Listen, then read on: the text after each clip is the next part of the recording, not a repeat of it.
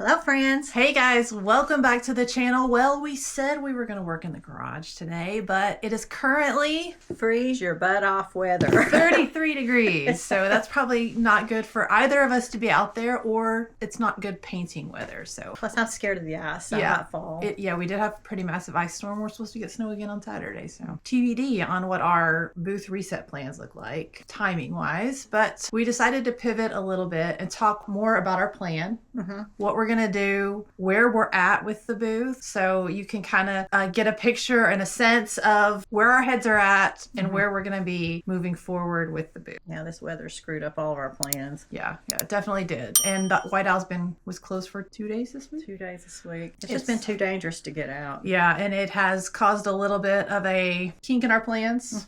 That's okay. Yeah, we adjust. Right. Yeah, we'll be good. So let's get into it. So the first question is, what's working right now?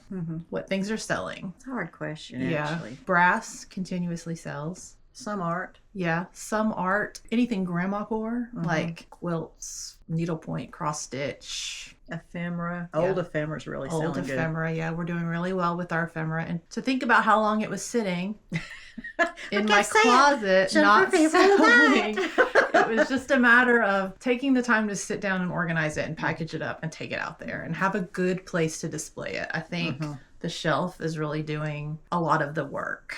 Yeah, I like the shelf. Yeah, I do too. So mirrors sell? Yeah. Some mirrors. Some mirrors. We have that really large one out there that's been there forever, but it's mostly just something people can look at when they're trying on clothes in the booth. But small and medium?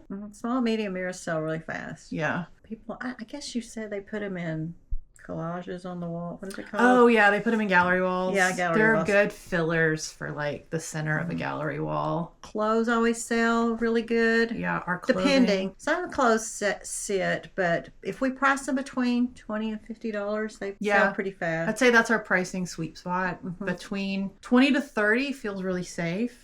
And then I'd say most of our clothing starts at like 15 and then goes up to the $30 to $40 range. If anything is outside of that, then it's very vintage or a really good brand like Pendleton or something. So we try to price it pretty reasonably. Right, now that we've talked about things that are working, let's talk about things that are feeling kind of stale or frustrating. Well, I'd say one thing is it's hard to keep the booth exceptionally clean. I mean, but that's just the nature of being in a big warehouse. I think a lot of people, dust from the outside coming forth. But if anybody has any ideas on how to cut that down, how to cut the dusting down, I hate dusting. Yeah, we have quite a bit of dust bunnies. Every time we move something, I'm like, oh, let me go get the broom. People leave their trash in the booth all the time, and so it's hard to keep it dusted and looking fresh. Yeah, especially candy wrappers. Yeah, we get a lot of those.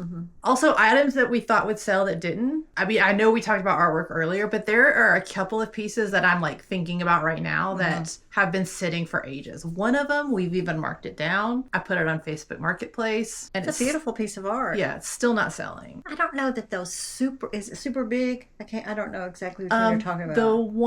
The one with the gold frame, that one is pretty big. The crazy quilt one, that one's pretty big. The one I'm actually talking about is that it's not super big, maybe 20 by 28. The one with the roses and the vintage oil painting. Yeah. I mean, I think that one's really pretty. It always surprises me sometimes. Yeah. Well, always sometimes it's kind of an oxymoron. But it always surprises me. Yeah. What sells and what doesn't, especially if I think, oh yeah, this will sell. Yeah. And then it doesn't, and I'm going, do I have really bad taste? Or what? I don't know. Maybe the style is just really specific. Like you have to find the right person with the right space to fill. Could be, I guess. Yeah. Or I could have really bad taste. Or you could have really bad taste. Also, tables. We thought for sure once we marked down all those little side tables that they would sell, and I even put them on Facebook Marketplace. It's taking forever. There are still some that we still have. It's partially my fault because I went on a little binge there of, when you're out and you're thrifting and you're by yourself and you just grab things that are medium size but still. But that one table is a Drexel, right? Yeah, I think we might have that one priced too high. Oh, okay. But we marked it down.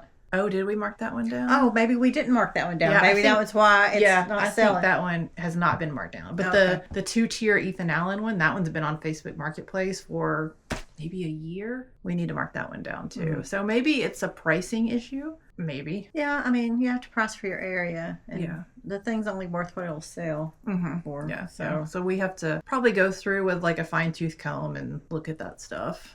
And then we have to also look at the areas of the booth that feel flat. And we talked a little bit about this last week when we went to the booth. To me, we need a off of lightness, but not those shutters. Yeah, we were thinking about, because we have, when we first went into the booth, the back wall was wallpaper.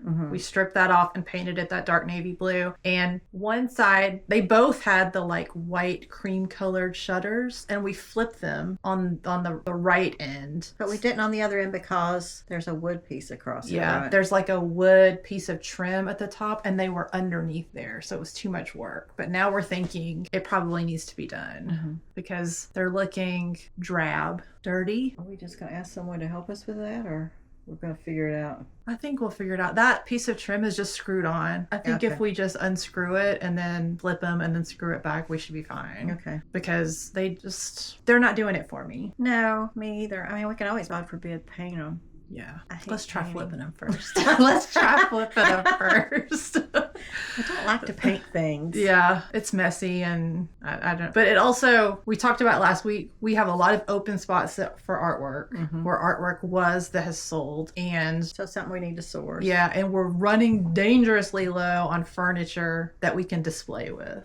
So Good problem to have. oh yeah, it's definitely a good problem to have, but it means we don't have a lot of height in our vignettes. Like we're running low on, we're also running low on like mediums. We have smalls, and we have the bigs that we have, but we don't have a lot of mediums. So there's not a lot of variety, and I think that's contributing to the sadness of the booth. It's not sad. We said last week that it looked kind of sad. Well, yeah. I'm trying to be positive. Yeah. Oh, yeah. I mean, it's definitely a good problem to have. We're positive that it needs a little help, but we're also positive that it don't look that bad. Yeah. It's just a little not up to our dostandards. Yeah. And the other thing is there's not enough texture. We used to have pillows and linens. We used to have a lot more linens. We used to have florals, and all that stuff adds to the texture and the feel of the booth. And also, you were saying earlier that it felt too color flat. Yeah, personally, I like to go into a room and feel like it's active. Maybe that's a word, active, that there's a lot of different contrast in the colors around. Yeah. Not necessarily bright colors, but whites and creams and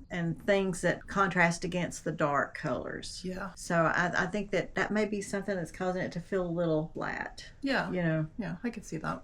And if we change those shutters, that's going to add to the flatness. So, you know, Yeah. Yeah. but it needs to be done because they look dirty. They've been handled so much that it's got And also, the artwork doesn't look as good as it could on that creamy background.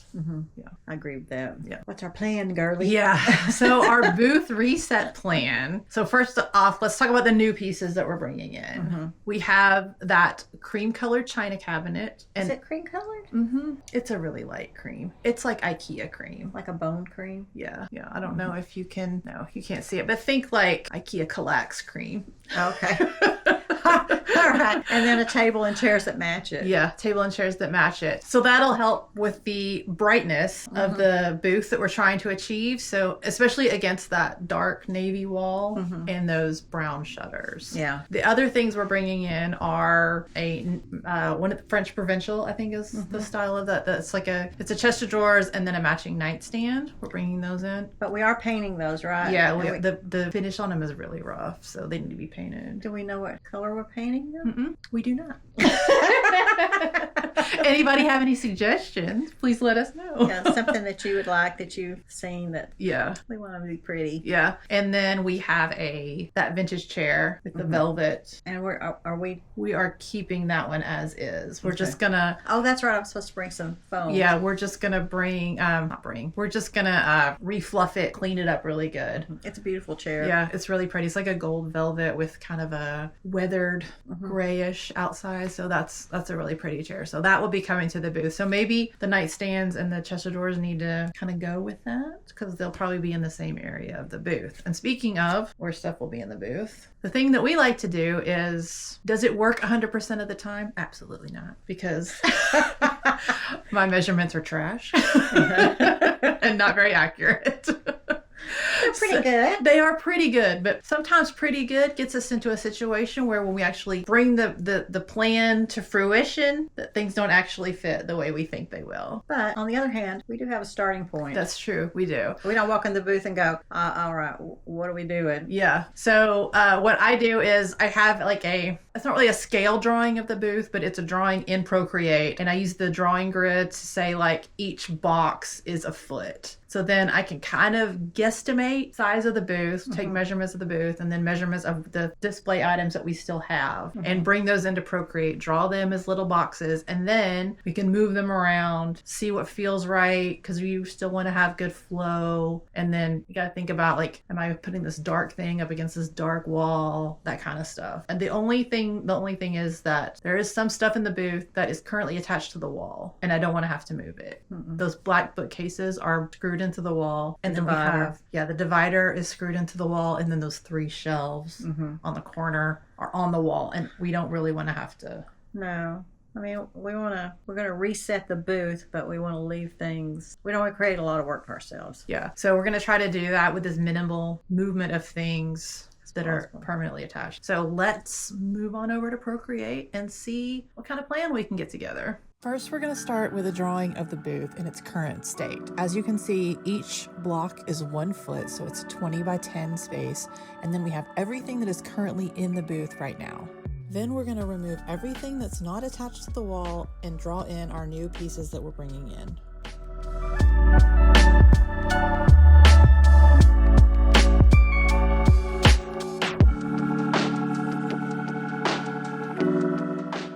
Now that we've got everything in, we're going to take each piece and add it back into the drawing one by one and sort of figure out where it wants to go in the space. The first thing I'm going to try is the console all the way on the other side of the booth up against one of the shutter walls. Now I'm thinking that the china cabinet will need to go against the navy blue wall. I think that'll really make it pop and it will give it its best chance at selling. So let's try that and the dining set over in the corner.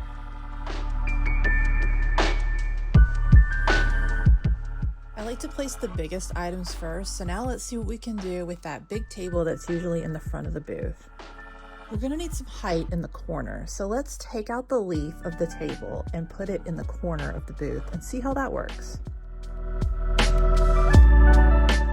I'm already not sure if this is gonna work because this table is a little bigger than I thought. I'm gonna have to move down the console to make some room.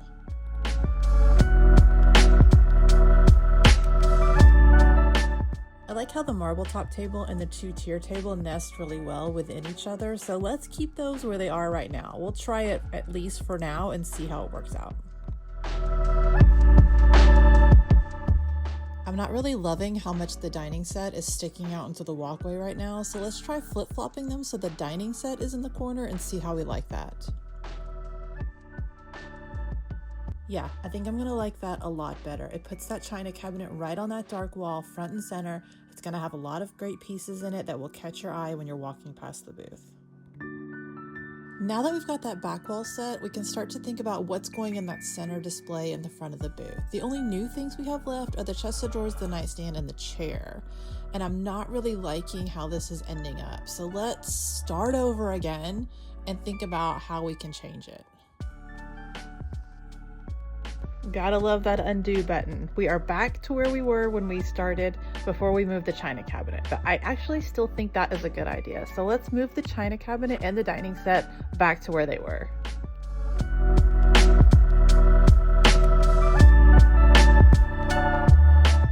And I'm also still liking the idea of nesting the marble top and the 2-tier table in where they are right now, and also bringing over that Drexel table. It also nests in quite nicely.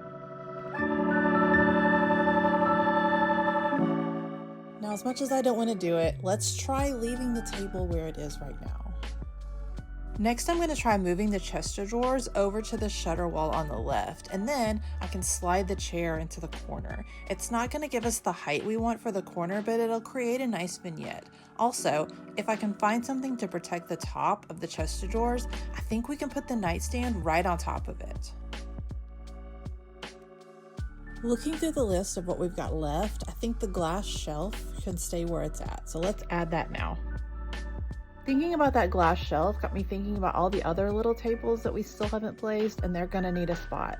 So unfortunately, let's move all of those, or as many as we can, around that center table. I'm thinking the 3 nested ones can come out, maybe the wine cabinet, let's move it around a little to see where it can go, the demi table, the quilt rack, all of that stuff needs to come forward, and let's see what we can make work. I just realized I've completely forgotten about the console with the hutch on it. It's gonna have to go on the only wall I have left, which is unfortunately where those wall shelves are.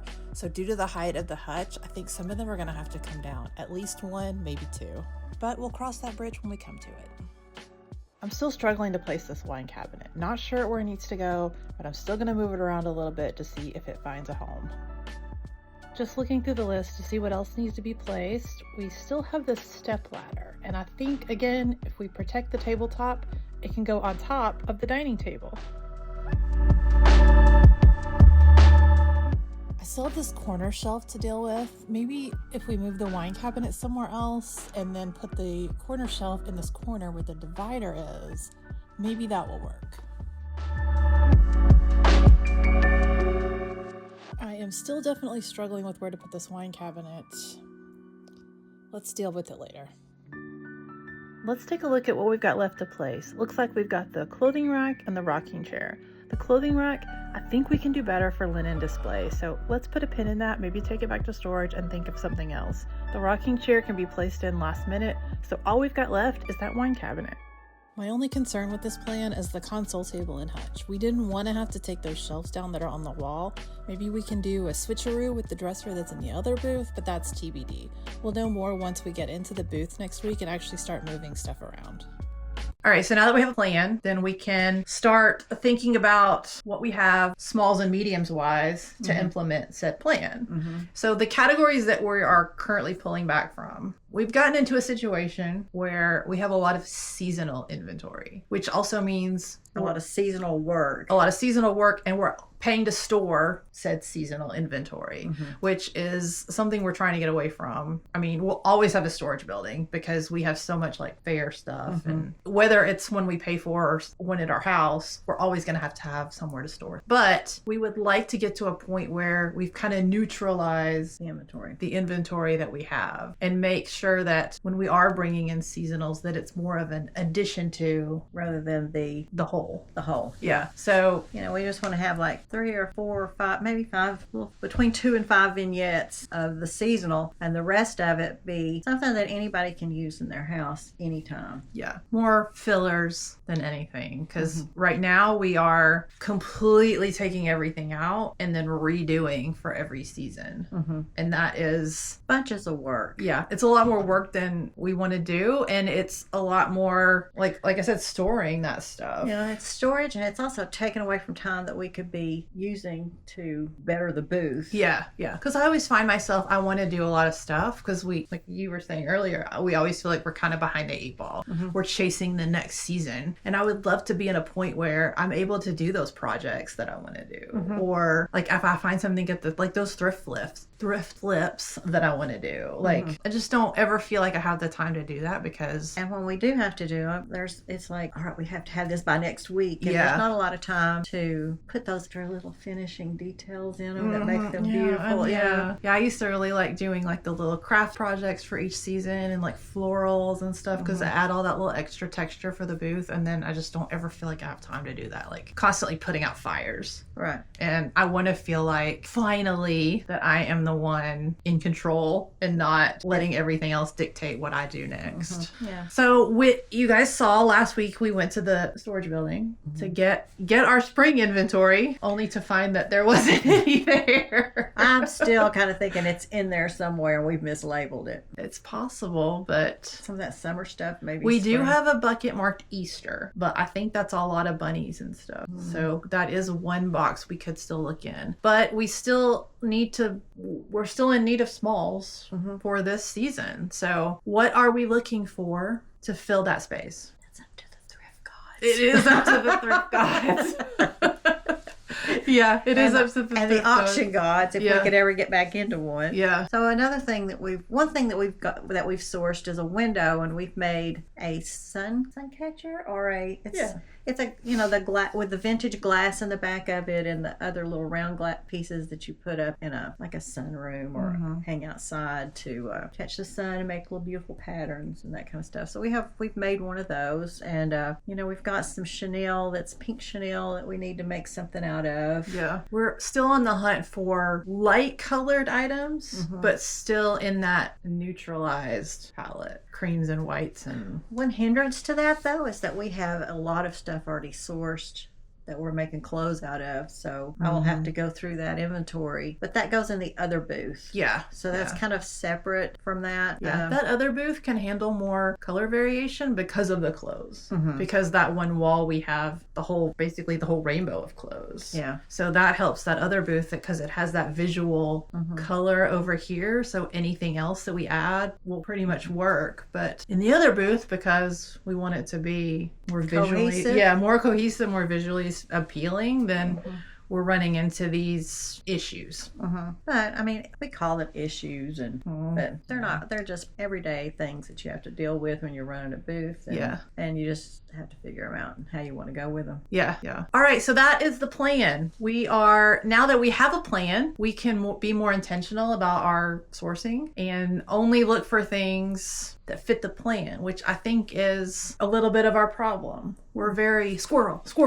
And so if we see something we like, we buy it and worry about where it's going to go later, which I think we need to pull back from because we can't buy everything. Well, we could. Oh, yeah, we could. Oh, yeah, we could. And it would look like a hodgepodge. But tell us what you guys do to kind of manage. Do you only go out with a certain color palette in mind? I know I've watched other people on YouTube and they only buy things that are like a certain color palette. And then that helps you to where when you go to reset the booth, everything kind of matches. And maybe that's what we need to get to. It also cuts out a certain customer because maybe those aren't the colors they use, and you kind of want to be also cognizant of that. On another note, we have hit 1,000 subscribers.